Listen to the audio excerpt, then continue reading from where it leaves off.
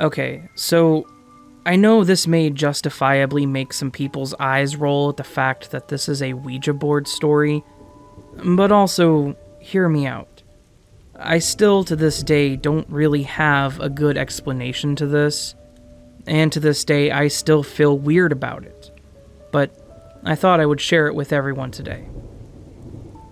So this happened during the summer of 2010.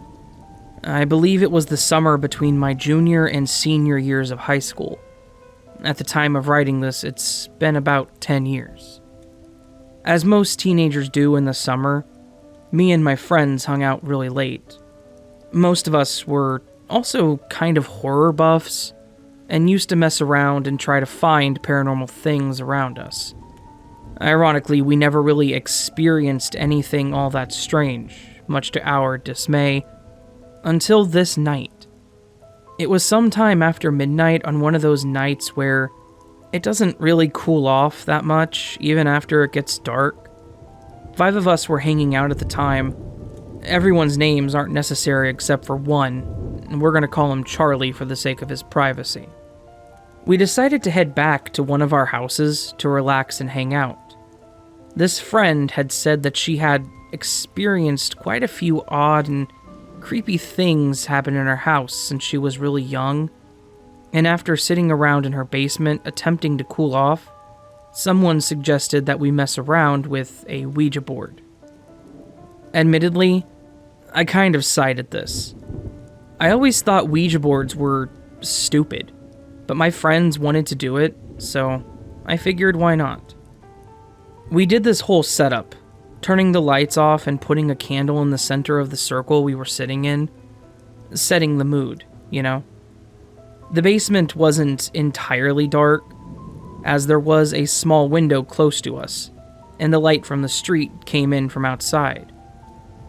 The first few minutes were pretty uneventful.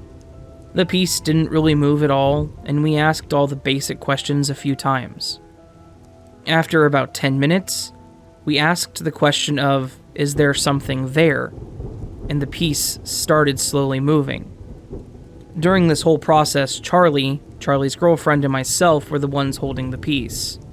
I can firmly attest to this day that it did not feel as though anyone was moving it. It's hard to describe, but it didn't feel like the way it would move if it was one of us sliding it, and it slid over to yes. We continued on and asked it a few questions. We asked if it was the spirit of a person that one of us knew. Once again, the piece slid over to yes. At this point, things started to feel a little too real, and we all sort of looked at each other and asked if any of us were screwing around. Everyone denied that they were messing with it, and the tone of seriousness and hint of unease made me think that they were telling the truth. We asked several more questions, trying to narrow down who this spirit might be. Not all of them received quick answers or even any movement at all, but when we came around to Charlie, he asked if it was a family member of theirs. After he asked that, it moved to yes, but a little faster than it did when it started moving. If there's something you should know about Charlie, it's that he takes his bond with his family very seriously. He's always been super close to his parents, his siblings, and all his extended family. In all the years I've known him, I don't think I have ever heard him say a single unflattering thing about any of his family members. It's this fact that makes me think that he wouldn't use something like a deceased family member as a tool for some joke or prank against us. Charlie's face got a bit pale after this, and the air in the room started to change. It almost started to feel like there was someone watching us, creating that sort of hair-raising unease. This may sound like a vague statement, but it's the best way I can think to describe the feeling. He then asked the spirit if they could spell their name. The piece started to move a little quicker again, and spelled out a first name and half of the last name. After it stopped, we looked up at Charlie to see his reaction. To our surprise, he He had gone even paler, and tears had begun running down his face. I asked him if he knew the name, and he just responded with yeah, that's my uncle. He died a little over a year ago. And that was when it really hit us that this was more than we had bargained for. Charlie said he had been really close with his uncle before he died. We asked him if he felt okay with us continuing, or if he wanted us to stop. He wiped the tears from his cheeks and said he was fine, and he wanted to keep going. Charlie's girlfriend asked, "Are you here to protect Charlie?" It moved to yes once again. We asked a couple more questions that we got mixed answers for. To be honest, after 10 years, I've forgotten some of what we asked. Before we ended it, Charlie had one last question. He just asked, "Will you sit next to me?" Now, at this time, I had been sitting to the right of Charlie with a bit of a gap between us. After he asked that question, I felt a huge chill run across me, and the area between the two of us was significantly colder than the rest of the room. Keep in mind, at this time, it was around 3 a.m. on an extremely stale summer night, and we were in a basement that had no doors or windows open. This was hands down the most unsettling part of this whole occurrence. If I'm being totally honest, if I wasn't there myself and I hadn't experienced it, I probably wouldn't believe it if someone told me. It was equal parts surprising and unnerving. After this, we wrapped things up, turned the lights on, and composed ourselves. After hanging out another few minutes, we all went home for the night, shaken by what we had just experienced. To this day, the 5 of us have never actually talked about that night. It was just one of those strange things where we just decided to bury it in our memories. If I'm being honest, I kind of wish we hadn't, because it was such a strange experience that I don't think any of us could properly explain to someone who wasn't in that room. Unfortunately, many of us have drifted apart since high school, and I still talk to them once in a blue moon, but not on any regular basis. Most of us don't live in the same town we did when this all happened. Make of this story what you will, it's just been sitting in the recesses of my mind for the last decade, so I thought I would share it on here. Let me know if you think I'm totally full of it, though.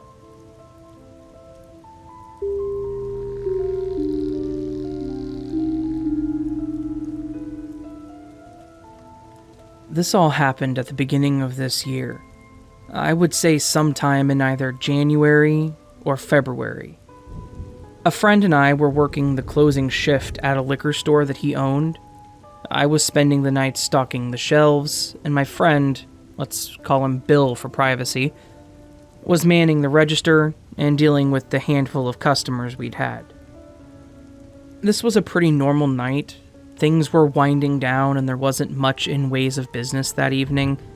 It was around 12:45, and Bill had decided that he wanted to go ahead and lock up early so he could help me finish the stocking, and then we could cut out and get home a little bit earlier than normal. It had been a slow night anyways. Snow always caused the traffic to slow down for the store, and there was no reason for us to stay open for another hour if we weren't going to make more than a couple dollars. Missouri state law says we had to close at 1:30 anyway. We had one last guy come in as Bill was about to lock up the store.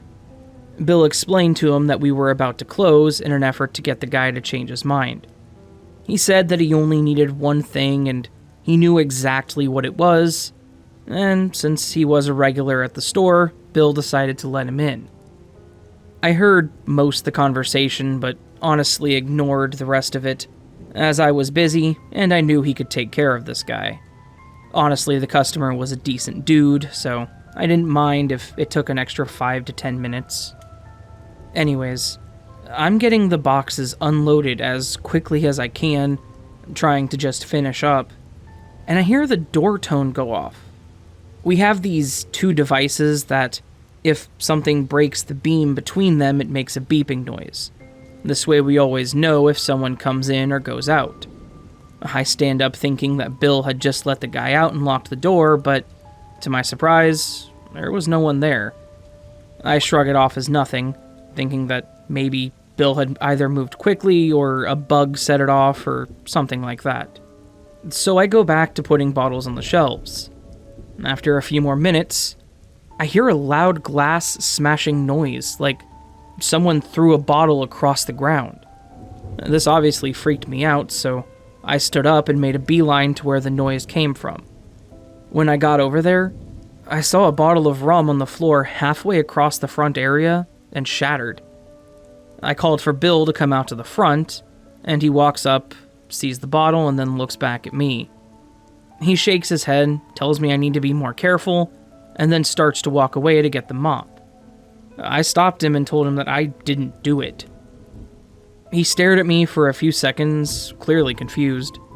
I asked him if the guy that he let in had already left, and he tells me that he rang him up and finished that transaction around 10 minutes ago. I stepped toward the front door and pushed it, and it was definitely locked. At this point, we were both confused. There's no way that anyone was in the store, and I was at the other end stalking. And Bill was in the back doing closing stuff, counting the money, etc. After a few moments of confused silence, he tells me to follow him to the back.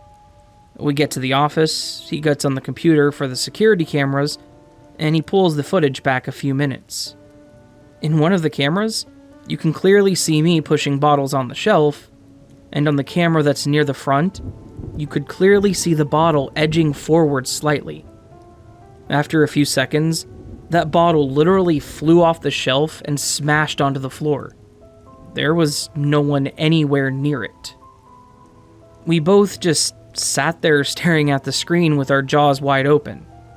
After a few moments of being awestruck, I told him about the door beeping just before I heard that crash. He checked the footage from a few minutes prior, and sure enough, the little red light on the motion detector lit up as if someone had walked in front of it, but there was no one there. Honestly, this was the creepiest night that I'd ever experienced working there. There are a few more stories that I have, but none of them were nearly as creepy as this. But if I can think of some, I'll send them your way.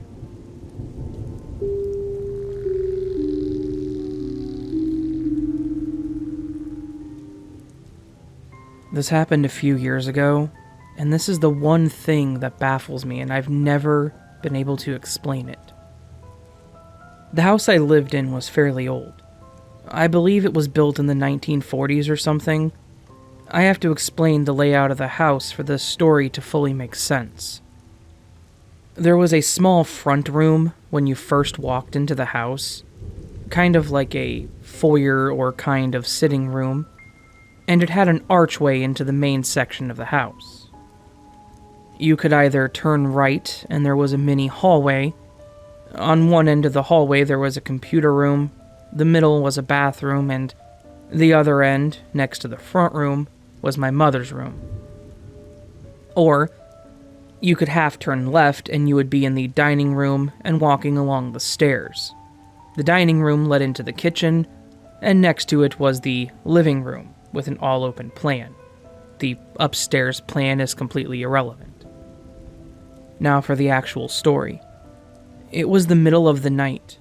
My brother was out of town, my mom was asleep, my dad was in the computer room with the door closed, and I was in the living room. As our house was old, you could hear everything. The stairs creaked, the doors stuck so often it made loud noises when they were opened. There were various loose floorboards, so you pretty much knew where everyone was at any given time. Now, I heard the front door open. I didn't think anything of it. I figure either my brother is coming home or my dad is going out for something. I don't hear the door close or anything, just open. Not something I realized at the time. I shrugged it off and went back to watching TV. I hear the computer room door open, and my dad comes out and looks at me and asks, "Did you go outside?" I'm like, no. I figured my brother was coming home or you were going out for something. He points out that he's been in the computer room for the past hour or so. despite the fact that I was in a place where I can usually see if someone goes upstairs, and he should have been able to hear someone from going upstairs from the computer room too. I decided to go up and see if my brother is home anyway. Nope. My mom's door is closed, has been, and she's dead asleep anyways. Just to make sure, I decided to call my brother to make sure he didn't come home for like 2.7 seconds and then forget something. He confirms that he's over an hour away. We just brush it off, talk for a few minutes, and decide to go out to CVS. We get ready to leave, and I stop as I get to the front door. It's locked. No one else has a key to our house. The only keys were my parents and my brother's. I was too young at the time to have a key. So there's no explaining away, oh, maybe someone started to come in thinking it was their house and realized they were at the wrong one. As I said, my brother was out of town, and neither of us heard the door close, so we can't even try to pass it off as a prank. My dad and I both heard the front door open from separate rooms with no explanation. Now, you may ask, are you sure it wasn't a different door? No, every door in the house had a distinct sound, and the way it echoed had a specific way. Maybe it was the door to a different house? Well, 1, it was the middle of the night, and 2, we lived in that house for 10 years and we never heard our neighbor's door. 3, it had no muffled sound like it was from anywhere else. Also, my dad has kind of bad hearing. I've had no one who can explain this, and if anyone has any other ideas on how to debunk this, please, feel free.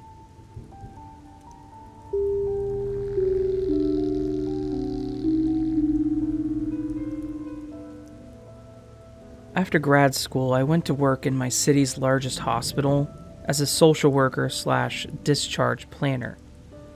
And this was around 2008.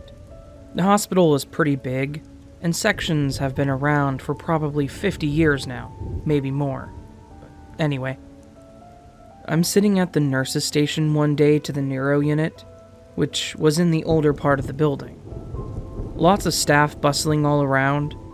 I'm looking at something on the computer when I hear an older male voice right over my shoulder, close enough that it was almost like he was whispering in my ear. He says, "Excuse me, miss, can you help me?" I quickly turned around, about to tell what I assumed was a patient that he needed to get out of the nurse's station, but there was nobody there. There were several nurses and CNAs near me, but all younger women. No men at all. No patients in the nurse's station. I had a crazy chill go up my spine and asked the nurses sitting at the desk closest to me if they heard someone asked for help. They looked at me blankly and said no before going back to work. I still don't know what to make of that one.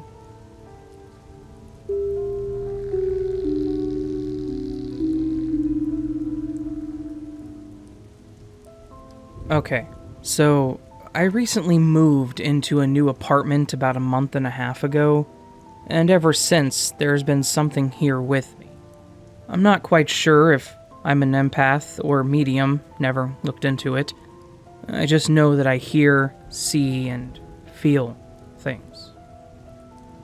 So maybe my first week here, little things would happen that I wasn't too sure were actually happening because I didn't really pay attention to it.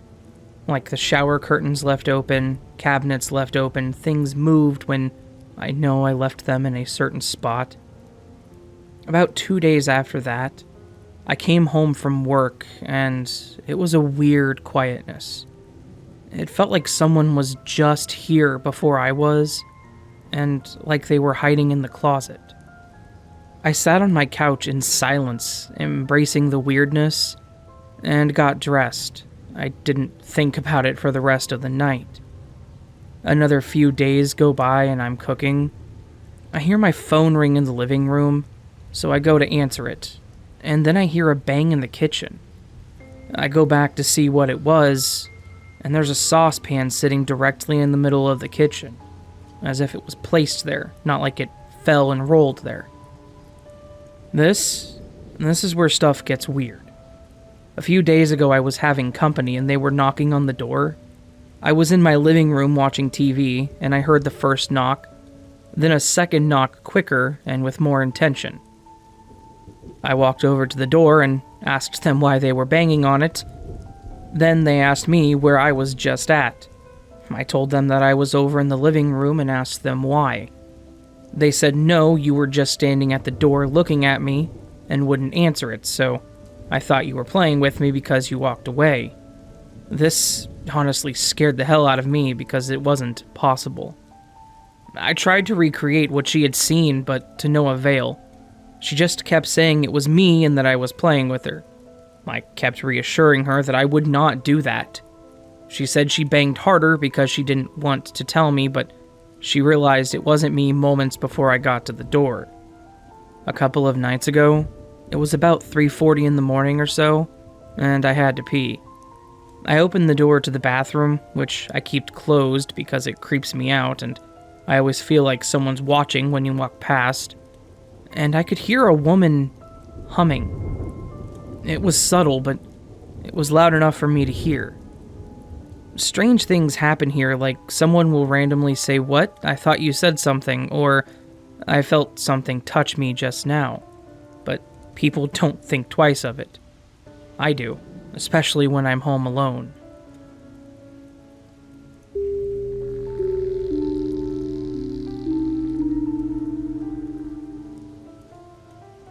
So this happened when I was around 8 or 9 years old.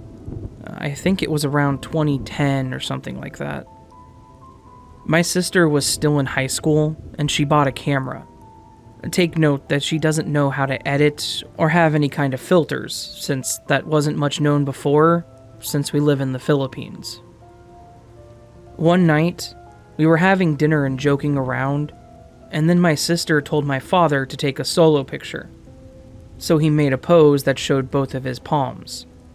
When my sister looked at the photo, my father's hands had a yellow outline of long, sharp claws or nails. My family was terrified. I wasn't fully aware of what was happening, but I did see the picture. My sister showed it to her classmates, and they said that it might be because of the camera or something, but bro, that picture was clear. Unfortunately, my sister deleted the picture. She doesn't want to look at that picture because it was always creepy as hell. We were living in an old house. It has 2 floors, but we rent it. We pay monthly. And my father thinks that it was built around 50 years ago. And that's where we took the picture. My cousins sometimes see a ghost sitting around the stairs, and he sometimes saw a white lady, also known as a ghost here in the Philippines, and a capre, a very tall mythical creature that lives on old trees and likes to smoke. You can search the name, though. And he thinks he saw that in the backyard. Some of my neighbors said that they would sometimes see 2 old people standing in front of the house at night, and sometimes sitting on a chair, but we never put a chair in front of the house. We started to put a light outside at night because of burglars, and on the 2nd floor, I got really creepy vibes up there. Whenever I walked upstairs, I felt scared, and I had a feeling that there was someone or something up there that watched me. And I was really mad when my parents put my toys up there. I had no choice other than to let my toys be up there because I was scared and I would never go up to play with them. We lived in that old house for more than 8 years. Surprisingly, we weren't harmed by any ghosts or anything. My parents said the ghost is probably nice and that they don't really mean any harm. My parents experienced more paranormal stuff when they were young, but that's a different story. I felt glad when we moved out, because that place was really creepy. And now sometimes I get dreams where I was in that house. Thankfully, it was always nice dreams and not scary. Or maybe I just forgot the scary stuff on that dream. Honestly, I'm scared as I typed out the story. I get goosebumps remembering it, and I'm now afraid of the dark because my imagination takes over and makes me see scary stuff, even though I try my hardest not to think about it.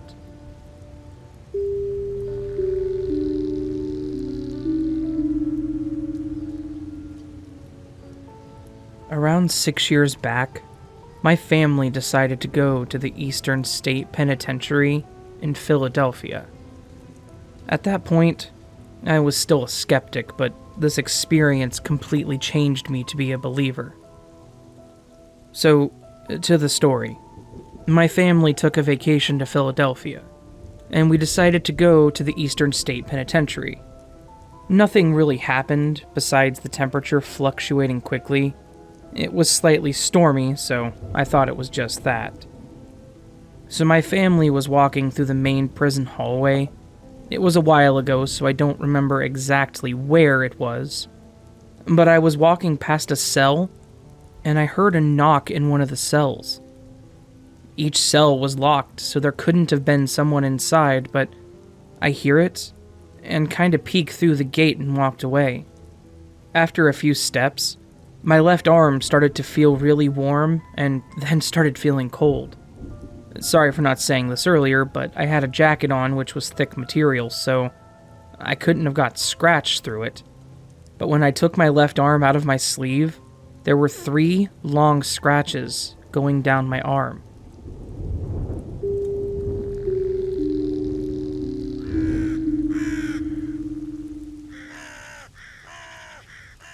There you go. Hope you guys enjoyed this collection of ghost stories, this haunting collection of ghost stories. Thank you to everyone who let me read their story, and a huge thank you to everyone who is deciding to listen to this. Just so you know, you are appreciated. If you liked this and would like more content like this, or content that is so vastly different, it's like comparing ham sandwiches to hurricanes, please consider joining the Nevermore. To join the Nevermore, all you gotta do is hit that subscribe button and the bell icon next to it, and that makes you part of the Nevermore. You can support the Nevermore by doing things like following me on Twitter, Facebook, Reddit, or sharing the love on, Patreon or Coffee. All optional, all greatly appreciated. All patrons get early access to the audio of every video in MP3 format and shoutouts on my video on the text screen. And the $10 patrons actually get a free signed poster. Interested? Check it out. Alright guys, I love y'all and I will see you on the next video, but until then, sleep well.